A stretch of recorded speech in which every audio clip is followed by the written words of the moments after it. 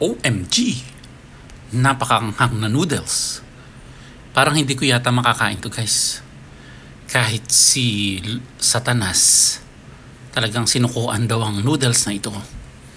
Dahil itsura pa lang, guys, talagang matatakot ka ng kumain. Hoy!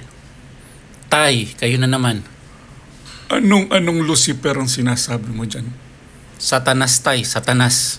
Abay, ba't ganyan ka makatingin sa akin? Ako tinatawag mong Satanas? Hindi, tatay, yung noodles ka ako sobrang anghang. Parang hindi ko makakain.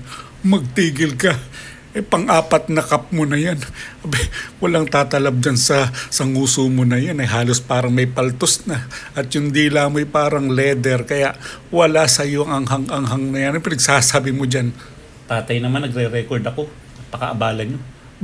Abay, totohanin mo. Magsabi ka ng totoo. Anghang-anghang ka dyan. Tsaka, ano sinasabi mong Lucifer ako? Satanas, sir. Satanas Satanas tayo, hindi Satanas.